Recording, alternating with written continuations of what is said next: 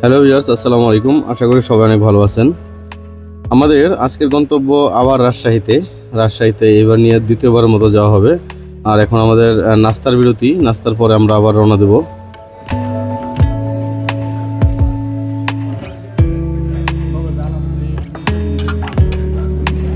নাস্তা শেষে আমাদের প্রাথমিক গন্তব্য পুঠিয়া রাজবাড়ি, যা কিনা নাটোর রাজশাহী হাইওয়ে থেকে পুঠিয়া নামক একটা বাস স্ট্যান্ড থেকে একটু বামের দিকে। 11টা আর আমরা এখন আছি পুঠিয়া রাজবাড়ির সামনে। আমরা পুঠিয়া রাজবাড়ির ভিতরে ঢুকবো। পুঠিয়া রাজবাড়িতে এর আগে আমি একবার আসছিলাম 2022 সালে। আর এই হচ্ছে আমার পিছনে পুঠিয়া রাজবাড়ি। আমরা অলরেডি টিকিট কেটে ফেলছি। টিকিটের প্রাইস পার পারসন 30 টাকা করে। আর এখন আমরা রাজবাড়ির ভিতরে ঢুকবো। রাজবাড়ির ভিতরটা মূলত একটা জাদুঘর পিছনে একটা মন্দির আছে, তো আমরা সেইখানেও যাব।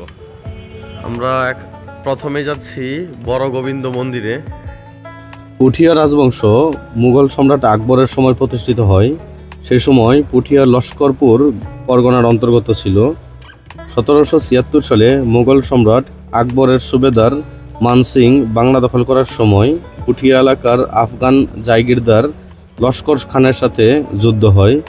এই যুদ্ধে পুঠিয়া রাজবংশের প্রথম পুরুষ বৎসাচার্য মানসিংকে বুদ্ধি পরামর্শ দিয়ে সাহায্য করায় লস্কর খান পরাজিত হন। এই জন্য মানসিং খুশি হয়ে বৎসাচার্যকে পুঠিয়া এলাকার জমিদারি দান করেন। আজকে আমাদের প্রথম যাত্রা বিরতি হচ্ছে গিয়ে পুঠিয়া রাজবাড়িতে। আর পুঠিয়া রাজবাড়ির ভিতরে একটা সুন্দর মন্দির আছে, বড় গোবিন্দ মন্দির। মন্দিরটা আসলে খুব সুন্দর। সকালটা আসলে খুব সুন্দরভাবেই শুরু হয়েছে। তো আমাদের ট্যুর অ্যাকর্ডিং টু প্ল্যান চলতেছে। কেমন লাগতেছে সাইদ? সবগুলো মন্দির একরকম। আমরা কান্তজির মন্দির দেখছি যেরকম, এর স্ট্রাকচারও সেম, পোড়া মাটির প্লেট। মানে সেই মনে হয় যে মন্দিরগুলো সব একই যুগে, একই সময়ে, একই স্থাপত্যের অধীনে হয়েছে, এরকমই মানে একই ধরনের। তো আমরা তো মোটামুটি এই যে কক্সবাজার ট্যুরের আগে এসে গেলাম যে নবরত্ন মন্দিরে গেলাম, ওইটার স্ট্রাকচার মোটামুটি এরকমই আমার কাছে মনে হয়েছে, যদি আমরা খুব কাছ থেকে দেখতে পারি না, কাছে যাই নাই। যাই হোক, আমরা ইতিহাসে ফেরত আসি। বৎসাচার্য মূলত নিজের নামে জমিদারি নেন নাই, তিনি তার ছেলে পীতম্বরের নামে জমিদারি নেন। পীতম্বর মোটামুটি তার জমিদারি এরিয়াটা বৃদ্ধি করেন। পীতম্বর যেহেতু নিঃসন্তান ছিলেন এবং সে মৃত্যুবরণ করলে তার ভাই নীলাম্বর জমিদার হন। সম্রাট জাহাঙ্গীর নীলাম্বরকে রাজা উপাধি দান করেন। নীলাম্বরের মৃত্যুর পর পুত্র আনন্দরাম সম্পত্তির উত্তরাধিকারী হন। আনন্দরামের পর পুত্র রামচন্দ্র, আর রামচন্দ্রের পর তার দ্বিতীয় ছেলে নরনারায়ণ, এবং নরনারায়ণের পর তার একমাত্র ছেলে প্রেমনারায়ণ রাজা হন। প্রেমনারায়ণের পর তার ছেলে অনুপ নারায়ণ, এবং শেষে অনুপ নারায়ণের 4 পুত্র নরেন্দ্র, মেদনারায়ণ, রূপনারায়ণ ও প্রাণনারায়ণের মধ্যে 1744 সালে রাজ সম্পত্তি বিভক্ত হয়।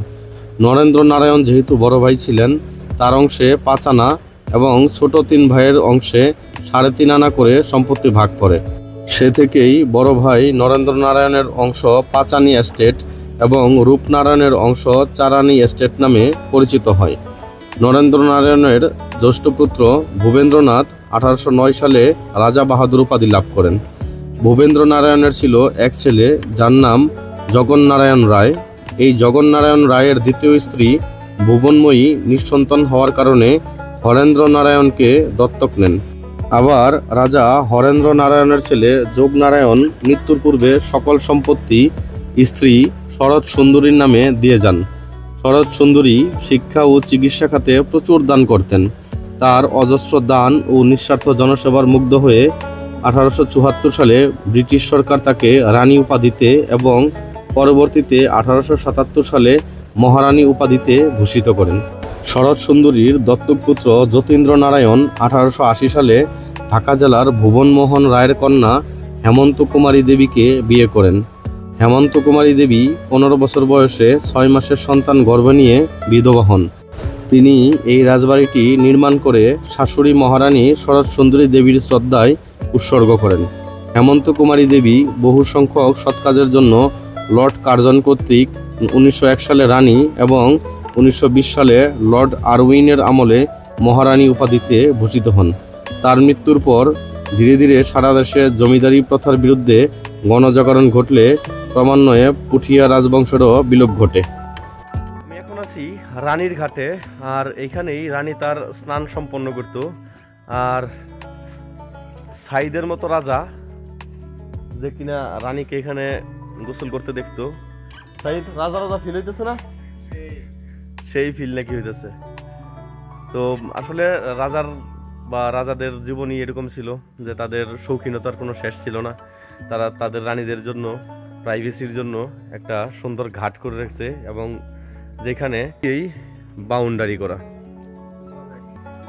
শুধু রাজাই এই স্নান উপভোগ করতে পারত।